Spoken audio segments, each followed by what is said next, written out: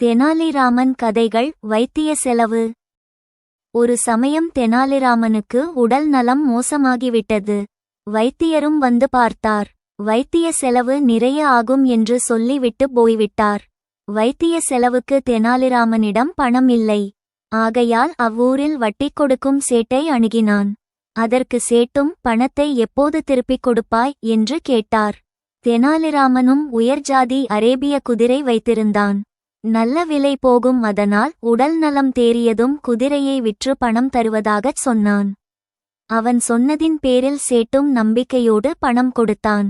பணத்தை பெற்றுக்கொண்ட தெனாலிராமன் வைத்தியரிடம் சென்று சிகிச்சையை ஆரம்பித்தான். விரைவில் குணமும் அடைந்தான். பல மாதங்கள் ஆயின. தெனாலிராமனிடமிருந்து பணம் வருவதாகத் தெரியவில்லை. ஆகையால் சேட் தெனாலிராமனை சந்திக்க புறப்பட்டான். தெனாலிராமனை பார்த்து, என்னப்பா, உடல் குணமானதும் குதிரையை விற்று பணம் தருவதாக சொன்னாயே, இன்னும் தரவில்லையே, உடனே கொடு என்றான். தெனாலிராமனும் நன்கு யோசித்தான். அநியாய வட்டி வாங்கு சேட்டுக்கு பாடம் கற்பிக்க விரும்பினான். சரி, குதிரையை விற்று பணம் தருகிறேன், என்னுடன் நீயும் வா என்று அவனையும் அழைத்து கொண்டு பக்கத்து ஊரில் நடக்கும் சந்தைக்கு புறப்பட்டனர். போகும்போது குதிரையையும் கூடவே ஒரு பூனையையும் அழைத்து சென்றான். சந்தையில் தெனாலிராமனின் பளபளப்பான குதிரையை பார்க்க பெரிய கூட்டமே கூடிவிட்டது. அப்போது ஒரு பணக்காரன் தெனாலிராமனை பார்த்து, உன் குதிரை என்ன விலை என்று கேட்டான்.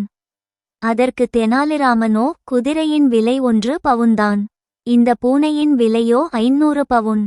ஆனால் இந்த பூனையையும் சேர்த்து வாங்கினால்தான் இக்குதிரையை கொடுப்போன் என்றான்.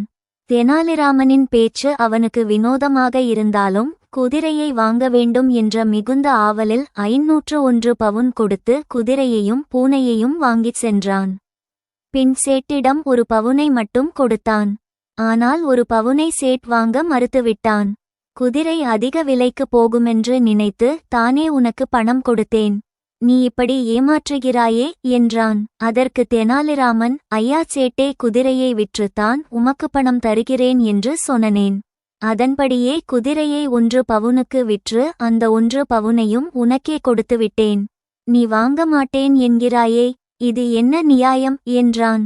சேட்டோ 500 பவுன் வேண்டுமென்றான். இறுதியில் இவர்கள் வழக்கு மன்னர் கிருஷ்ணதேவராயரிடம் சென்றது. மன்னர் இவ்வாழ்க்கை ஆதியோடு அந்தமாக விசாரித்தார். பின் தெனாலிராமன் செய்தது சரியே என்று தீர்ப்பு கூறினார்.